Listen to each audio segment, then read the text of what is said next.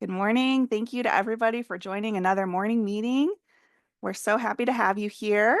As usual, I'll just give a really quick budget update on what's happening at the State House, and then I'm going to pass it over to our guest, Ashauna, so that she can share her knowledge and we can dive right into the presentation. So, as most of you probably know, the legislature is still on spring break this week. This is week 2 of legislative spring break for both chambers, House and Senate.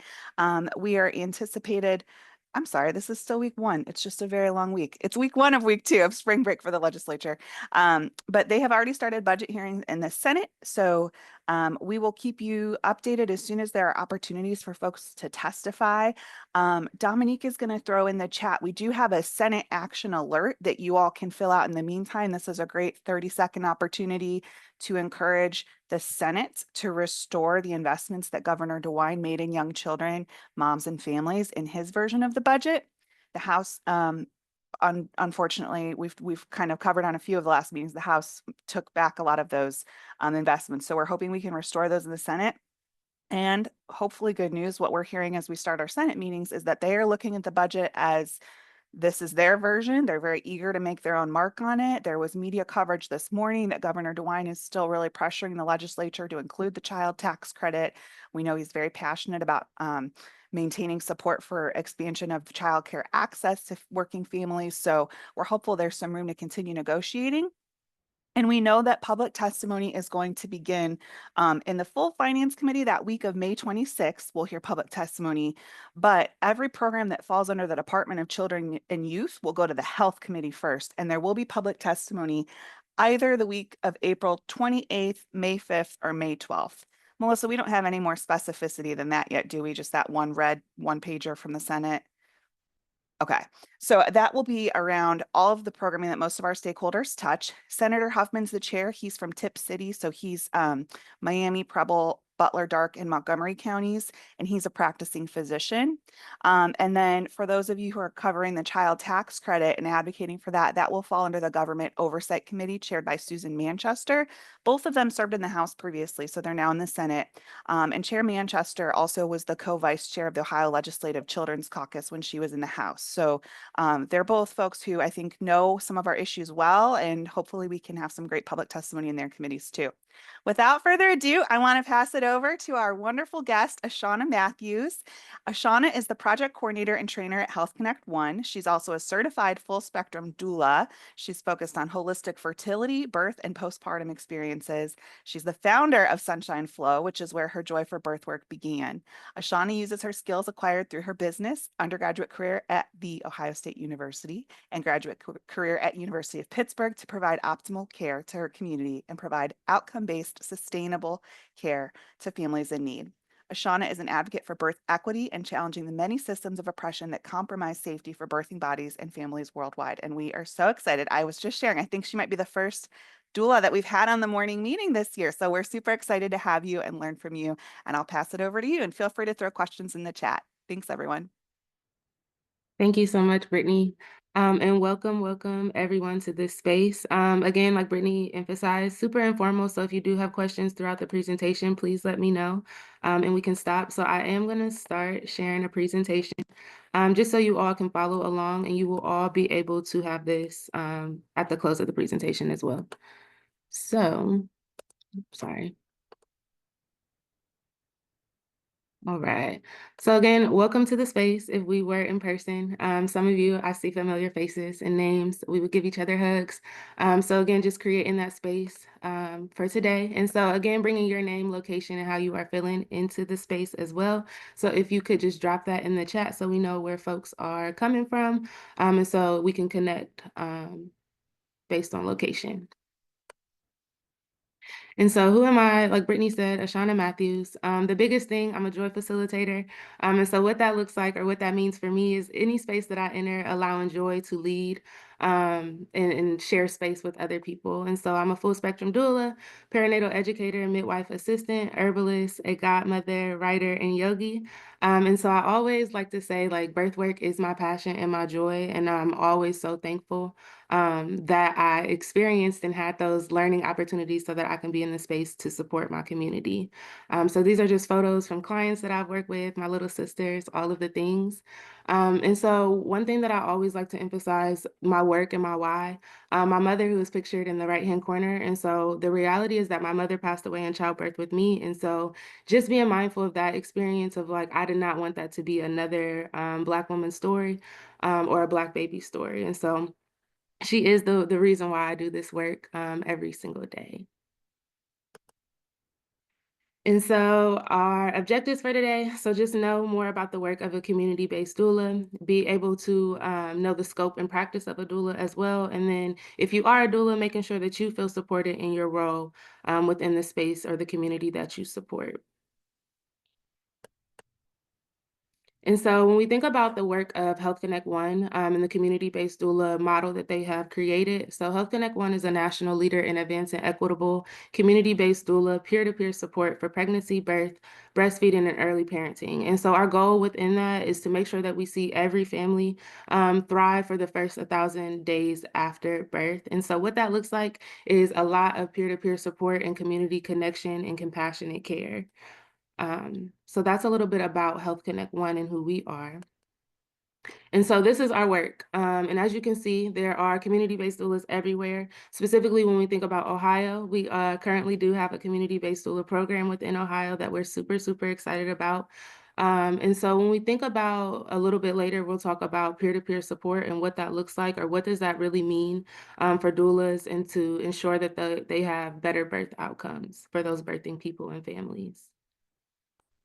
And so again, the work that's being done within Ohio as community-based doulas is through Queens Village Columbus, which I'm super excited to sit on the board of.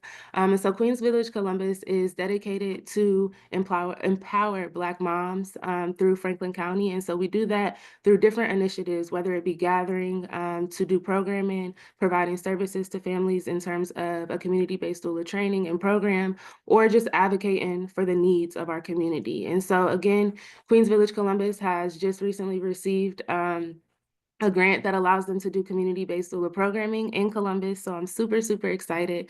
That's huge, considering that the rates of the Black maternal health rate are continuously rising. And so again, when we think about the work of a doula, it creates those better birth outcomes for birthing people and birthing families. And so when we think about what is a community-based doula, what is it that they need, it's all based on these 5 essential components. And these 5 essential components are: 1, making sure that you are employing women who are trusted members of the target community. So when we think about the space of a doula and the work that we do, in order for us to have those better birth outcomes, we have to make sure that we are a trusted member of that community, because we're oftentimes going into those homes, we're in those intimate experiences, we're supporting birthing families through that prenatal all the way to that postpartum period, which can consist of various different needs and engagement points as well. Extending and intensifying the peer support role from early pregnancy into the postpartum period. So just ensuring that they have that care throughout their entire process of birth is extremely important when we think about those outcomes as well. Collaborate with community stakeholders and institutions and use a diverse team approach. So again, like this space that we are currently in this morning, making sure that we're collaborating with each other, hearing each other out, whether it be through the hospital systems, whether it be through other nonprofit organizations, really making sure that we are at the table having these conversations with the needs of the community being at the focus or the center. And then second to lastly, facilitate experiential learning using popular education techniques in the Health Connect One training curriculum. And so what this means is just learning from each other. And so although it may not be affiliated with this specific curriculum, again, being in the peer-to-peer support role is where the doula is able to learn from that birthing person, and that birthing person is able to learn from that doula. And again, emphasizing that our experiences are our best teachers. And then lastly, value the community-based doula role with salary and support. And so when we think about this one, and specifically thinking about Ohio, and just in terms of the Medicaid reimbursement and the things that doulas are having to process and walk through when it comes to Medicaid reimbursement, we want to be mindful that doulas are being paid with salary and compensated fairly based on the living wage. And then also making sure that they're supported in their roles, whether that be in those hospital systems, whether that is in the community, making sure that they have the support that they need because it is, although it is hard work, it's hard work as well. So just making sure that doulas have what they need. And so when we think about a doula, a peer-to-peer support person, what is it? Who is that individual? And so HealthConnect One defines a peer supporter as an individual who provides culturally appropriate assistance and information to their community members during critical periods such as pregnancy, birth, breastfeeding, and early parenting, and also postpartum as well.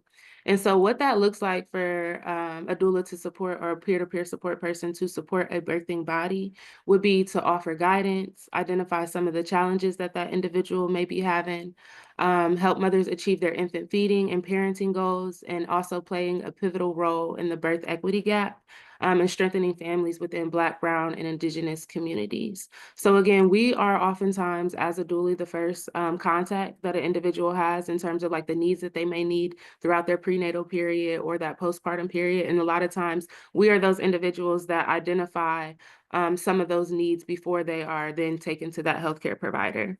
And specifically, as I say that, for example, during the prenatal period, a lot of women do not know the type of prenatal vitamins that they should be taking, or are just not taking prenatal, do not have prenatal care at all. And so oftentimes when we're in those spaces, we're the connector point to those individuals of like, hey, let me connect you with this physician, or hey, make sure that you are receiving this guidance and this education during this trimester and throughout the entire pregnancy, labor and delivery, and postpartum. So, what is the role of a community-based doula? So, the biggest thing is a community-based doula is non-clinical. So, what does that mean? We do not diagnose. And so that is extremely important because a lot of times, specifically within Ohio, us being under the nursing board, nurses are clinical. And so a lot of times because we're affiliated under that board, they think that we are also clinical, but that is absolutely not the case because we do not diagnose. We work as a part of that team. So when you think about the birthing team, those nurses, those physicians, those lactation specialists and counselors and consultants, we are also a part of that team in providing that support and ensuring that that birthing person has a healthy pregnancy, labor and delivery, and postpartum journey. We provide education and information, and then this looks different. And so prenatally, we can provide education in terms of like the changes that the body is going through, but also education and information pertaining to those community resources. So a lot of times when we think about the work of a community-based doula, we are thinking about like who we are serving. And so thinking about the needs of our community in terms of like maybe it's housing, maybe it is like food access or inequities.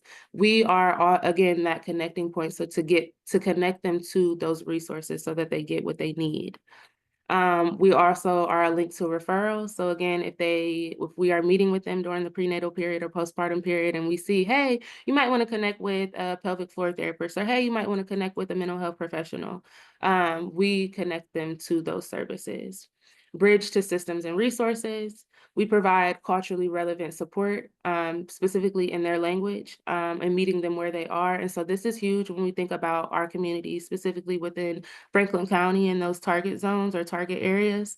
It is important that we are providing that culturally relevant support because every community has different needs. And so again, every doula is different. And so I may not go in all of those target areas. I may go in like 3 out of those 6 target areas, but I also have another community-based doula or other community-based doulas that serve based on the needs of that community, whether it's the language, whether it's the resources that they need, the community layout. Again, being mindful of meeting that individual where they are as a trusted member of the community. We listen, affirm, and provide non-judgmental support. And so listening is huge. A lot of it is just letting them talk and letting them tell us what they need, which a lot of times they do not have the space to do this. And so as a community-based doula, being able to provide that one-on-one support allows them the opportunity to share things that they might not typically share every day, allows them to be vulnerable, allows them to get their questions addressed on a one-on-one basis. And again, really with that overarching theme of it being non-judgmental, which is extremely, extremely important. We, as a community-based doula, we can facilitate classes and support groups. So whether it is a childbirth education class, whether it's a breastfeeding class, whether we are just housing a support group amongst each other as community-based doulas or for our birthing people, that is what our role looks like as well. And then again, we're just offering support via home visits and virtual support as well.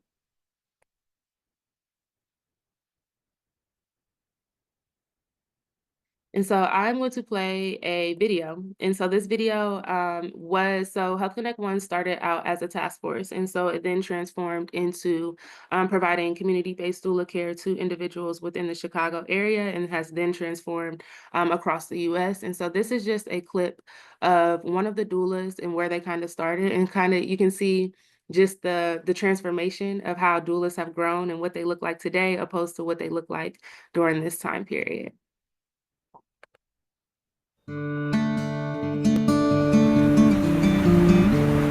Come on, baby, get your ice cream. Reach up there and get it. Mama eat the ice cream for you. Ask him if he wants some more. Put the ice cream right there, just show him. Do it like this. Want some ice cream? That make you feel funny talking to him? Because you're not used to that? You get used to it. The more you talk to the baby, the better it's gonna be. Some of the girls do come here and they haven't been parented in a nurturing way. So, you know, if you're not taught that special love, if nobody comes and put their arms around you and make you just melt, then you'll never have that feeling. And I tell them, is it okay if I hug you, if I give you a hug?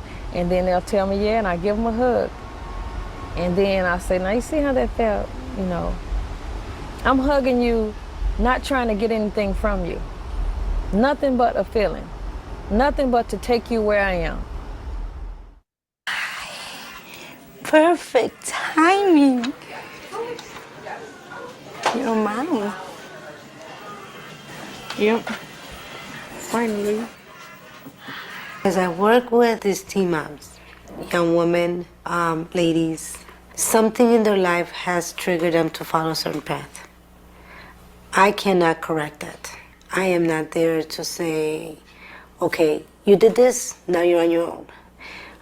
Okay, you've decided to get pregnant, now you figure out how you're gonna feed it.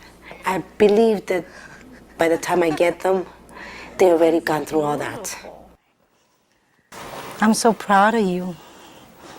Aren't you proud of you? Yeah.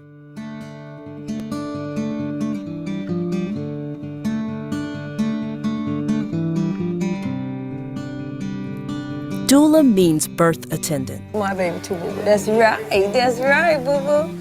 Yeah. But a doula means much more for Laretha and Sandra and other women working in HealthConnect One's community-based doula programs across the country. Oh, let's get ready. Show your happy face. You're gonna read this book to the baby. Read it over and over and over. When you read the book, say, "Oh, the wonderful Wizard of Oz." What? You like that too? Oh, yeah, look great. Laretha and Sandra are part mentor, part healthcare educator, part advocate, and part surrogate mother. Okay. So each time you rock, you rocking and moving the baby down. Okay. Perfect. We have a baby boy. Moses is born. These doulas partner with disadvantaged and underserved mothers-to-be from pregnancy and childbirth through the crucial first months of their babies' lives. Tell her about sometimes when you go out. Increasing numbers of babies in this country are born into poverty to teenage mothers or to women without education, resources, and support. They struggle to take care of themselves and their children. Their future is often uncertain. So where age is baby from? In jail. When it's So you got 45 years. 4 to 5. 45. 45. So he's out the picture. So he's out of the picture. Working in communities where families face overwhelming challenges, Laretha and Sandra are always there for their clients, nurturing them through touch, wisdom, and trust. Working to radically change the way they see themselves and how, in turn, they will love their children. Have she looked up into your face? You know why she's looking at you? Because she's in love with you. She in love with me. That's why she's looking at you. She's in love with your face. Nobody can get in between that bone.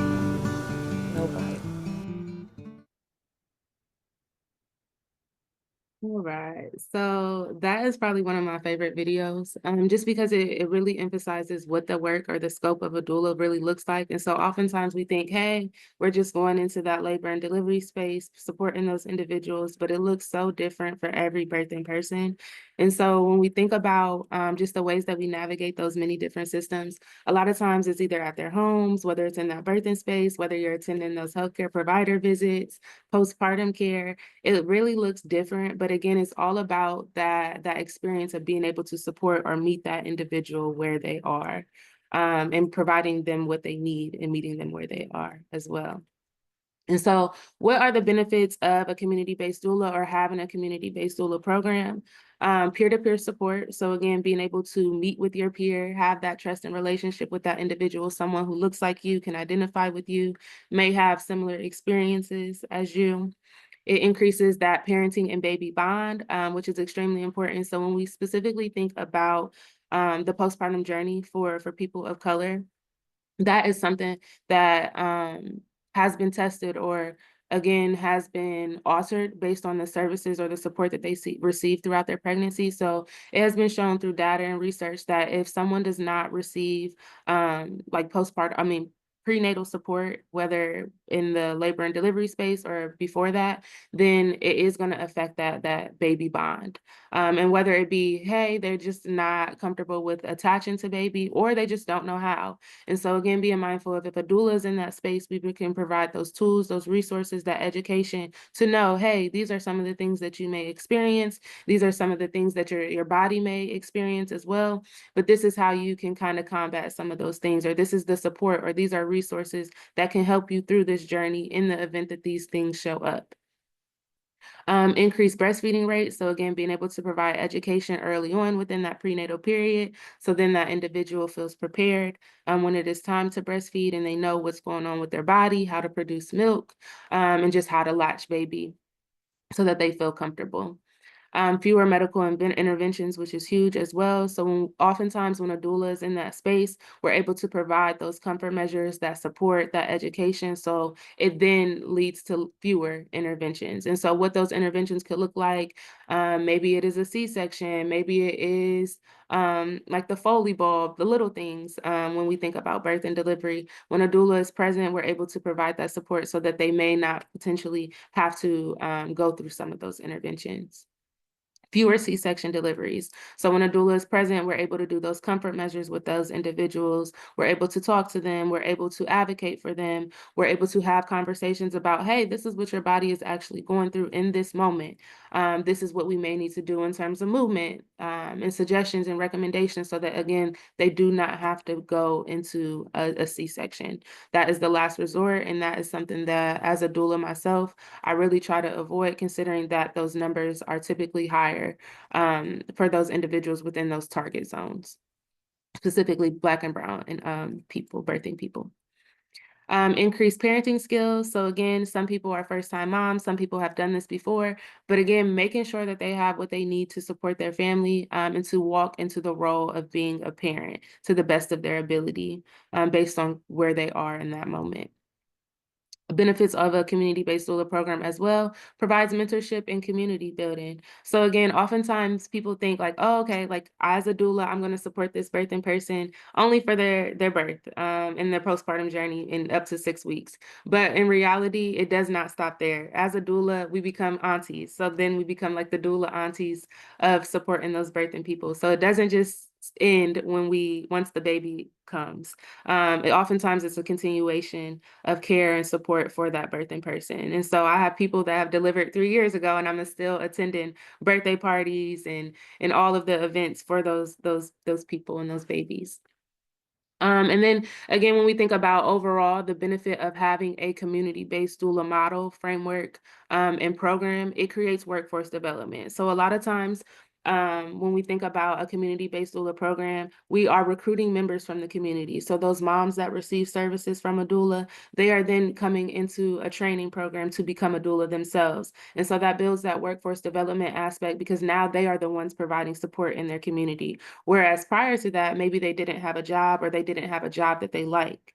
shift. And so that workforce development aspect helps to build that out for that individual so that they then not only receive the care, but then they are the individuals that are then supporting their community. So again, it just reinforces that model of that peer-to-peer support and having someone who is a trusted member of your community.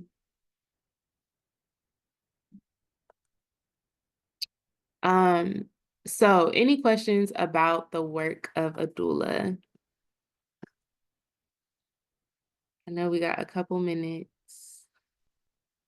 Thank you so much, Ashauna. I think everybody's gathering themselves after your sweet video. And I just, it feels like such a no-brainer for our policymakers to be supporting this work feels so obvious and critical and meaningful. So thank you so much for sharing the story of the work that you do. Folks can feel free to pop off mute if they want or type in the chat. I have a question if nobody else does. Yeah, of course. Where can someone find a doula if that's something that they're looking for, maybe if they're pregnant right now or in the future?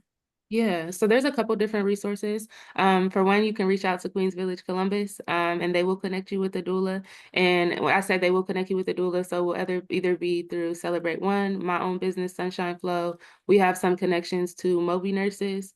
So there's a couple different resources that we can connect you with if you need a doula. But the first step would be Queens Village Columbus.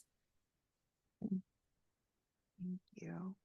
And I know we've been talking a little bit about the state budget at the top of the call, and it looks like our policymakers are restricting some of the locations where we can get reimbursement rates for doulas. Do you have any thoughts on that, Ashauna? I know we're going to try to mobilize folks and ask them to remove those restrictions so that doulas can be reimbursed all over the state. But do you have any other thoughts or strategies around that so we can try to support this work more?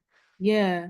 So just an overview of that. So if that was to go into effect, that would only mean that about like 500 families are supported throughout the state of Ohio.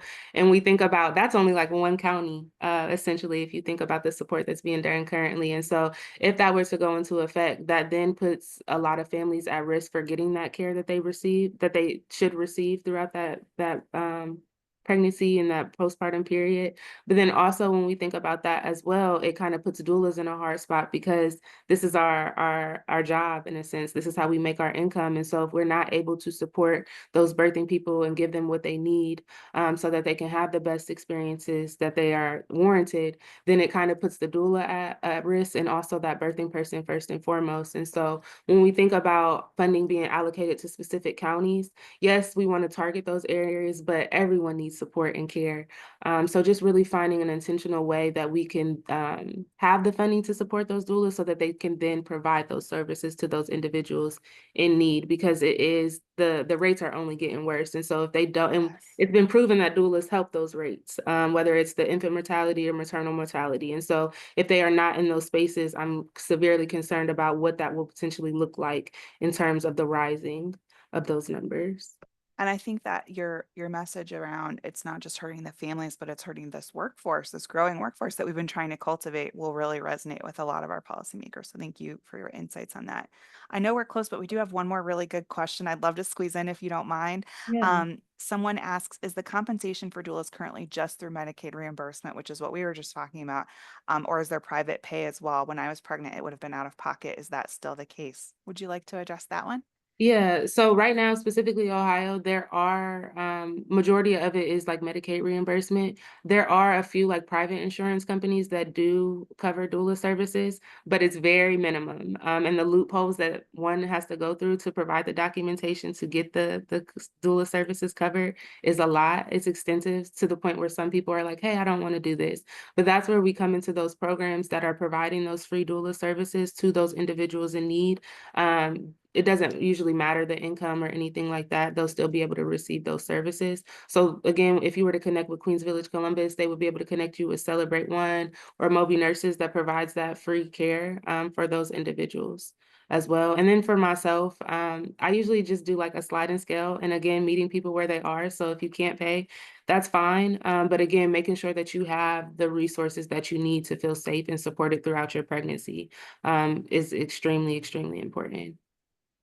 Thank you so much. I know we're at time. I would just love to chat with you all day. I love learning about your work, and I can tell from the chat that our all of our friends got a lot out of this session. So thank you for sharing your time. And as Ashauna mentioned, we'll share the slides, and I think her contact info is in there as well. So feel free to reach out if you think of something after the meeting. Thank you. Thank you so much, Ashauna. Have a wonderful Thursday.